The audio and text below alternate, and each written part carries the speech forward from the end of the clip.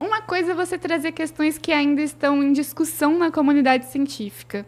Por exemplo, querendo ou não, a física quântica ainda não houve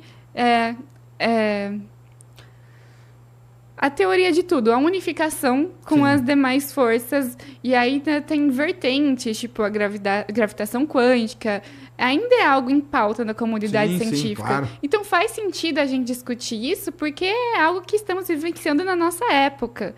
Agora, você discute terra plana, você tá querendo voltar para a época em que, tipo, 3.000 provavelmente anos atrás, né? você nem teria ido para a escola se você tivesse nascido naquela época. Então, para mim, não agrega em nada e só vai reforçar o ódio ou reforçar, dar atenção para as pessoas que não merecem atenção. Está mais do que certo. E eu acho que muito engraçado está acontecendo a mesma coisa que aconteceu com o eletromagnetismo no passado.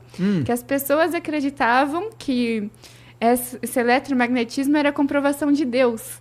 E eu sinto que essa lei da atração, esse algo místico, também é relacionado com uma certa divindade, não de Deus, mas dos seres humanos, enfim, de alguma conexão divina. Entendi. E aí, essa ideia do desconhecido ser explicado por algo divino, por algum Deus ou algo relacionado. Saquei. Então, mesma coisa que aconteceu com o eletromagnetismo, quando ele estava começando a ser descrito e teorizado, está acontecendo agora com a quântica, o que é normal, que é aquilo que é desconhecido, a gente tende a explicar com coisas... Uma coisa sobrenatural, né? Vamos dizer Exatamente. assim. Legal. E enquanto a gente não estiver trabalhando ali com física quântica na escola, as pessoas não vão conseguir entender isso. Vai demorar um tempinho. Tirar o olho ali, tirar o segredo da cabeça da galera. Exatamente. Isso não vai dar, não. É verdade. Samuca Marinho mandou 5. Serjão, sua última live acabou com o meu casamento. Por quê, cara? A baixinha botou na cabeça que a chamo de minha estrela. Por ela ser uma anã e amarela. Que é essa, cara? Ai, nada a ver. Esse pessoal viaja.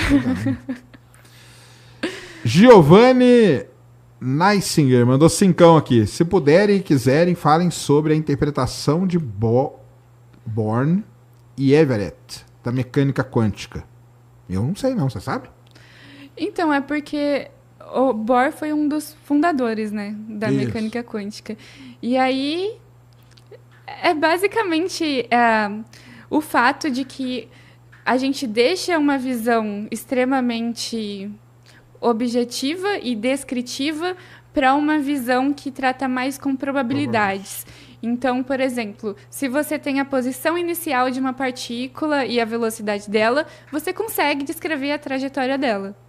Essa é a visão da época. Aí veio Bohr e diz que na mecânica quântica, se você tem a posição inicial e a velocidade, você já não vai ter com certeza a posição dela em cada instante. Você vai ter uma descrição de probabilidades, que é a famosa equação de onda, função de onda. Então, esse é o principal ponto e uma das principais discussões também com Einstein. Acho essa uma das rivalidades mais legais da física, porque renderam muitas discussões. A famosa frase também, Deus não joga dados. Não joga dados ainda aí, né? Isso, mas eu acho que o principal é justamente essa forma de pensar, de algo determinista para algo probabilístico. Isso aí. Grande Alexanders mandou aí 10. E aí, Alexanders? E aí, Serjão? Pergunta para Dani se teve algum conceito, teoria ou hipótese que quando ela finalmente entendeu, quebrou o seu psicológico, tipo crise existencial pesada. Um abraço da turma do Urânio. Aí, Urânio decaía, é nóis, de Alexanders. E aí? Já teve crises existenciais estudando aí? Ai, crises existenciais não, porque... Não? Eu sempre tive uma visão meio que nós não somos tão importantes assim para o universo. Então, o fato dele ser grande demais nunca me assustou, por outro lado. Mais me conforta.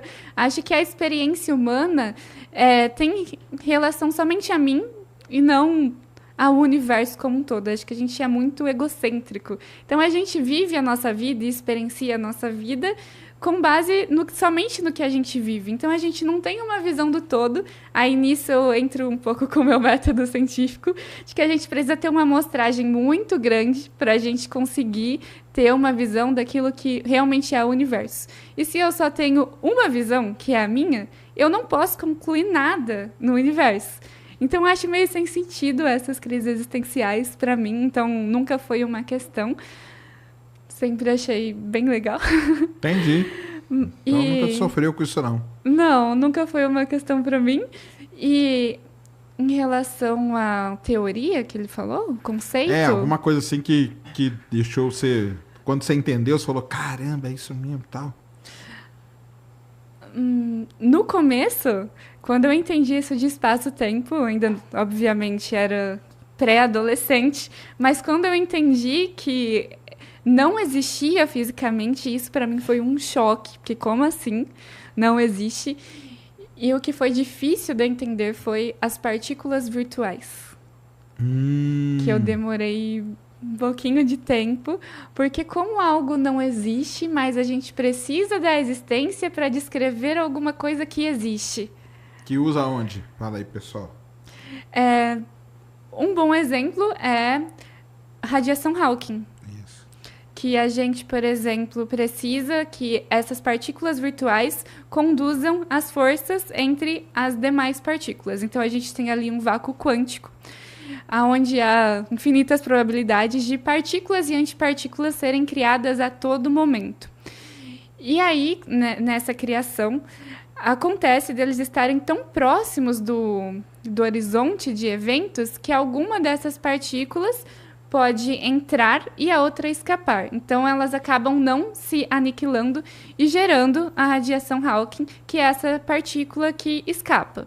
E isso, por gerar essa radiação, um aquecimento, faz o buraco negro perder massa. Mas essa transmissão de força depende dessas partículas virtuais, que são partículas intrinsecamente matemáticas, que vão descrever a interação entre essas partículas. Mas elas são virtuais porque elas não existem fisicamente. Então, se a gente observar elas, a gente não vai observar. Mas elas precisam existir para a gente escrever a interação. Entendi. Então, eu acho que isso é um pouco difícil de entender. Não, isso é mesmo. Isso aí falando da radiação Hawking, né? É meio que foi criada para poder, né?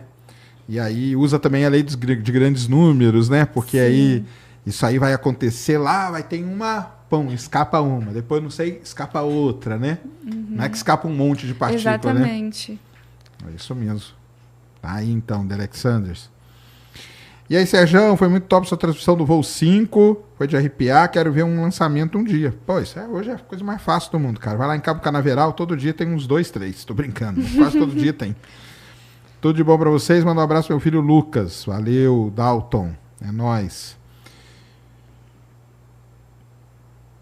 Aí, o Roberto Júnior, o Big Bang explica o início, mas o que criou o hidrogênio que gerou todo o resto? E aí? É que, na verdade, o hidrogênio não era hidrogênio como a gente conhece. Ele não foi criado logo no início. A gente tinha ali deutério. E aí esse deutério vem do início da matéria. Mas nem sempre a matéria existiu. Porque existia ali a instabilidade, onde a radiação e a matéria existiam unificadas. E aí, quando houve esse desacoplamento da matéria e da radiação, que houve a formação de deutério. Então, não foi logo no início. E aí, o que gerou tudo isso foi uma instabilidade, um desequilíbrio de partículas e antipartículas, que a gente não sabe explicar o motivo. Esse é um dos grandes mistérios que tem, na verdade, né? A assimetria, né? Sim. A assimetria de partícula e antipartícula, né? E você acredita que um dia conseguiremos explicar e descobrir o motivo? Esse aí eu acho que vai ser difícil, viu? Se bem que eu vou para qual... Porque tem algumas explicações, né? Uhum. Tem uma que a gente vive, na verdade, num bolsão de partícula, né? Mas tem um outro lugar aí que tem um bolsão de antipartícula. Sim. Que, na verdade, não tem assimetria nenhuma. É só que as antipartículas estão em outro canto aí do universo, né? Tem essa explicação, né? E tem algumas detecções, né, que o pessoal tenta fazer também, né? De alguns eventos, né? Sim. Tipo, explosão de raios gama, aquelas, né? GRBs e tal, né? Que pode ser que ali apareça, né? O problema é que tudo isso é muito instável. Muito, Para você conseguir isolar um acontecimento desse é muito difícil. Esse aí é um dos grandes. É isso aí que o pessoal, por exemplo, cai em cima matando, né? Mas também, cara, não é tudo que tem explicação, não. Tá tudo bem também, né? O pessoal fala, explica aí a simetria de partícula e antipartícula. Não tem explicação. Explica aí matéria escura. Por enquanto também não tem, né? E tá tudo bem. E tá tudo bem, mas o pessoal não aceita. Essa é a graça. Se algum dia explicarmos tudo, acabou, né? Acabou. Pra que estudar, né? Pra quê? O Dinho Terra mandou 5 aqui. Sérgio, se uma partícula entrelaçada se comunica automaticamente, independente da distância, será que ela simplesmente ignora o espaço-tempo? É um conceito errado, esse lance de comunicação. Porque explica aí pra nós, então. A comunicação sempre vai acontecer de acordo com a mecânica clássica. E isso a gente tem que entender que a mecânica quântica não é diferente da mecânica clássica. A mecânica clássica é a mecânica quântica, só que sem as características quânticas. Então, a gente está falando de uma mesma mecânica, que é a mecânica que a gente trabalha.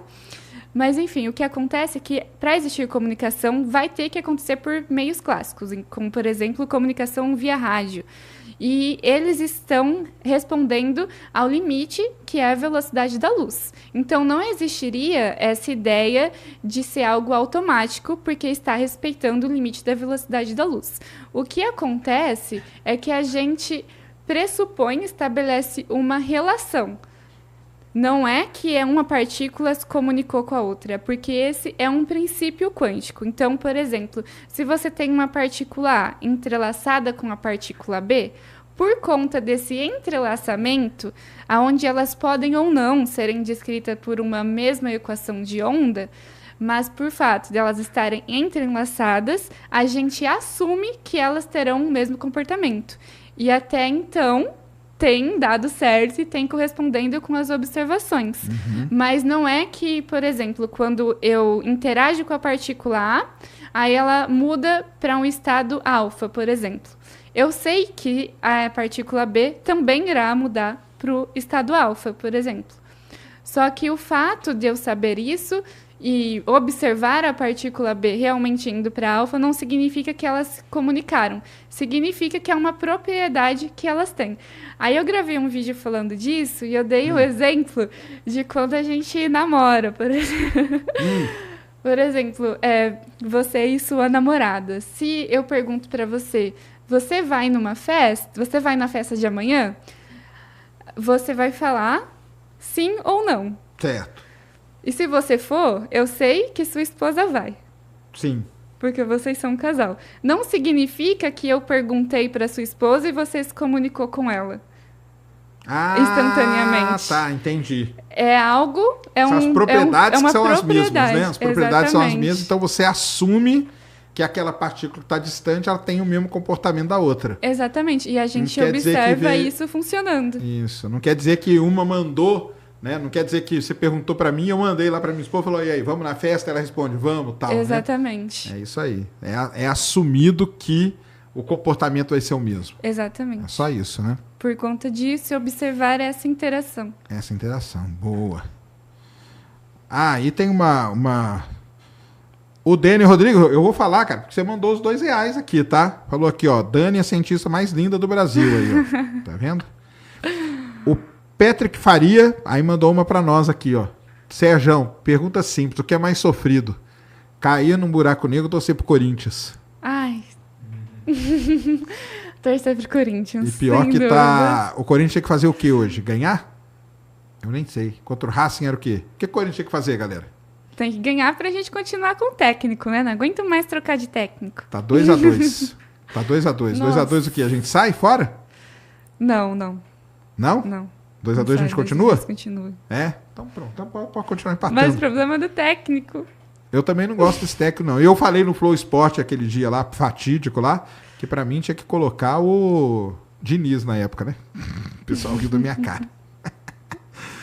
Torcer pro Corinthians, cara, é muito bom, cara. Entendeu? Esse sofrimento faz parte, porque quando a gente ganha é muito mais legal, não é? É verdade. E sempre ganha sofrendo. Esse é um detalhe. Sempre. O Henrique Aparício Vidotti mandou cincão. Sérgio, comentei com você que fui palestrar no NASA Space Apps, em Ribeirão. No cronograma estava só... Aparece a Dani. Eu ia aí, só que o que aconteceu, eu acabei indo pra Patagônia. Foi na época do eclipse. Foi na época do eclipse. E o voo, né, eu estava em Santa Cruz, em Perito Moreno, e aí eu precisaria ir para Comodoro, de Comodoro eu ia para Argentina, Buenos Aires, e aí de Buenos Aires eu ia para São Paulo. E aí nisso tudo o voo atrasou. Aí ferrou tudo. Ferrou tudo, aí eu não consegui estar em Ribeirão no dia, mas eu espero participar das próximas vezes.